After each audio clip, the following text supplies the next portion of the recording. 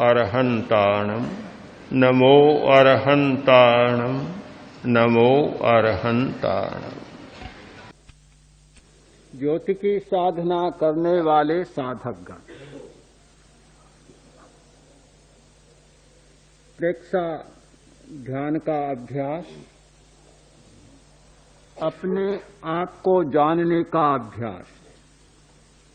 हम दूसरों को जानते हैं और बहुत जानते हैं। हमारा समूचा जीवन दूसरों को जानने में ही बीतता है, किंतु अपने आप को जानने में समय लगता ही नहीं, और कुछ लोगों का लगता है तो बहुत कम लगता है। 100 में 2 व्यक्ति मुश्किल से मिलेंगे जो अपने आप को जानने का प्रयत्न करते हैं।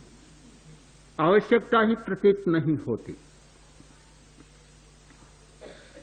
इसका कारण हमारी इंद्रियां, सबकी गति बाहर की ओर है। हमारा मन वही सोचता है, कल्पना करता है, चिंतन करता है जो इंद्रियों के द्वारा उसे कच्चा सामान मिलता है, कच्चा माल मिलता है। कच्चे माल को पक्का माल बनाता है। हमारी बुद्धि भी उन्हें सहयोग देती है। जब तक अंतर्दृष्टि नहीं जागती, अंतश्चक्षु उद्घाटित नहीं होता, तब तक अपने आप को जानने का और देखने का कोई साधन हमें उपलब्ध नहीं होता।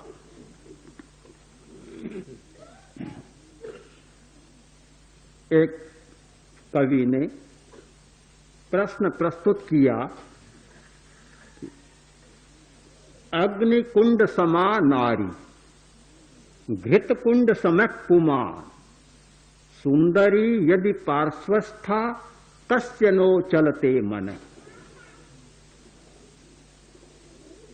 स्त्री है अग्निकुंड के समान और पुरुष है घृत पात्र के समान।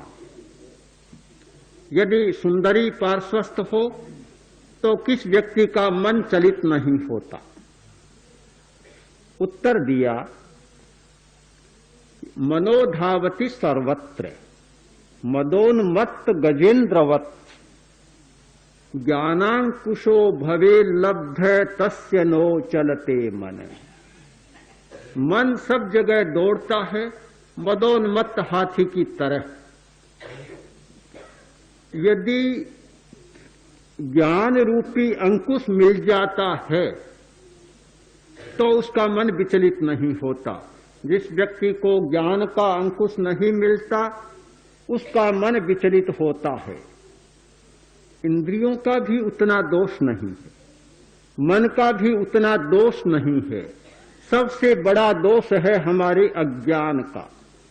इस दुनिया में सबसे बड़ा पाप, सबसे बड़ा दोष और सबसे बड़ा अपराध है तो वह है अज्ञान।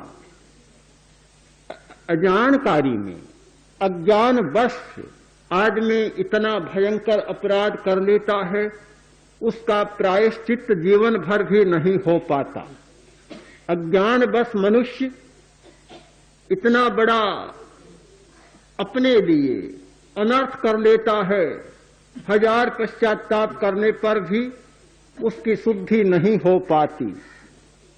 सबसे बड़ी आवश्यकता है अज्ञान को मिटाया जाए। हम नहीं जानते, इसलिए बहुत सारे आचरण, अनर्थकारी आचरण करते हैं। यदि ठीक जान ले तो वे काम नहीं करते।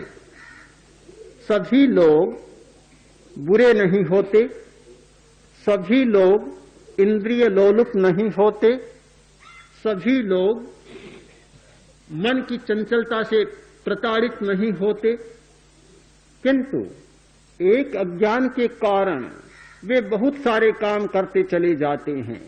मिथ्या मान्यता, मिथ्या धारणा, मिथ्या दृष्टि और अज्ञान, ये सब मिलकर एक ऐसे चक्र व्यूह की रचना करते हैं कि हर आदमी उसमें फंस जाता है।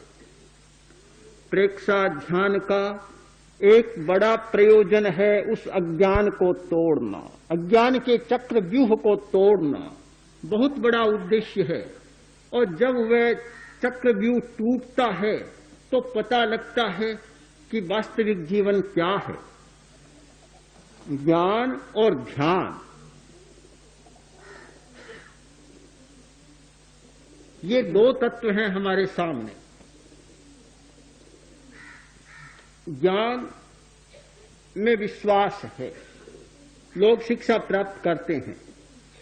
ध्यान में हमारा विश्वास नहीं है। वास्तव में ज्ञान और ध्यान दो नहीं, एक ही है। ज्ञान ज्ञान है तो ध्यान भी अज्ञान नहीं है। अगर अज्ञान है तो ध्यान नहीं होगा। केवल इतना सा अंतर कि ज्ञान में हमारी इंद्रियां, हमारा मन चंचल होता है, और जब ध्यान की स्थिति होती है तो ज्ञान भी स्थिर हो जाता है। पानी और बर्फ में कोई अंतर नहीं, वही पानी और बर्फ भी पानी। अंतर इतना होता है कि पानी तरल है, और जब पानी गाढ़ा होता है, घना हो जाता है, जम जाता है, तो पानी बर्फ का रूप ले लेता है। मूल स्वभाव में कोई अंतर नहीं, पर अंतर बहुत बड़ा होता है। पानी में गंदगी मिल सकती है, कीचड़ मिल सकता है, धूल मिल सकती है, पानी गंदला हो सकता है। बर्फ हो जाने पर गंदगी डालो, लुढ़क कर नीचे चली जाएगी, बर्फ को गंदा नहीं बना पाएगी, बर्फ उसे दूर कर देती है। हमारा चित्त जब गाढ़ा हो जाता है, घना हो जाता है, तो फिर गंदगी आती है। दुनिया का स्वभाव है कि गंदगी आए बिना नहीं रहेगी, चारों तरफ में गंदगी आएगी, किंतु आई, छुई और चली गई, टिक नहीं पाएगी। मन को गाढ़ा करने की जरूरत, चित्त को सघन बनाने की जरूरत है। ध्यान और कोई नई बात नहीं, ज्ञान से अतिरिक्त कुछ भी नहीं, केवल उस ज्ञान को सघन बना लेना ही ध्यान है। जब तक हम सघन नहीं बनाते, पानी पानी रहता है, तरल रहता है, तब तक सारी संभावनाएं रहती है। और जब पानी जम जाता है तो बहुत सारी संभावनाएं समाप्त हो जाती है। पूछा गया, सुयस्य आराहणायेणम जीवे किम जणये, श्रुत की आराधना करने वाला जीव क्या प्राप्त करता है? उत्तर मिला कि सुयस्य आराहणायेणम अन्नानं खवे न संकिलिस्वई, श्रुत की आराधना से अज्ञान क्षीण होता है, संक्लेश नहीं होता। आज की विद्या में जो कमी है वह यह है, अज्ञान तो नष्ट होता है, जानकारी तो बढ़ती है, पर संक्लेश समाप्त नहीं होता। हमें वह ज्ञान चाहिए जिससे संक्लेश समाप्त हो सके। हमारे क्लेश, हमारे कष्ट, हमारी कठिनाइयां दूर हो सके। अगर वे दूर नहीं होती हैं तो वह ज्ञान भी अज्ञान बन जाता है। ज्ञान भी अज्ञान होता है, वह अज्ञान जो संक्लेश को समाप्त न कर सके।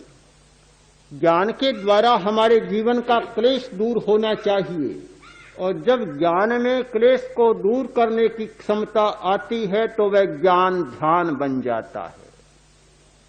हम यह भी कह सकते हैं कि ध्यान के द्वारा संक्लेश दूर होता है, इसलिए ध्यान हमारे जीवन का सबसे बड़ा ज्ञान होता है।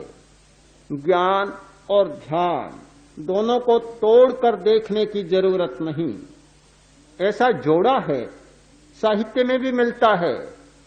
ज्ञान और ध्यान, आगमवाणी में मिलता है ज्ञान और ध्यान, संत साहित्य में मिलता है ज्ञान और ध्यान। ज्ञान और ध्यान दोनों साथ साथ मिलते हैं। हमने क्या किया? तोड़ दिया, काट दिया, सिर को अलग कर दिया, और धड़ को अलग कर दिया। धड़ तो रह गई, सिर चला गया। इसी भाष्य के अरहत ने बहुत अच्छी बात कही कि ध्यान बिना का धर्म या ध्यान बिना का ज्ञान वैसा है जैसा सिर कटा हुआ आदमी। धर्म है, ध्यान नहीं है तो सिर कट गया। ज्ञान है, ध्यान नहीं है तो सिर कट गया। सिर कटे आदमी का कितना मूल्य होता है हम सब जानते हैं। हमारे सारे जीवन का संचालन सिर के द्वारा होता है। यदि सिर नहीं होता तो सारा नियंत्रण लड़खड़ा जाता है। नियंत्रण करने वाला, कंट्रोल करने वाला, समूचे शरीर का संचालन करने वाला हमारा मस्तिष्क होता है, और वह मस्तिष्क चला जाए तो सारी बात ही समाप्त हो जाए। हम ध्यान को एक अतिरिक्त बात न माने कि ध्यान कोई अतिरिक्त बात है।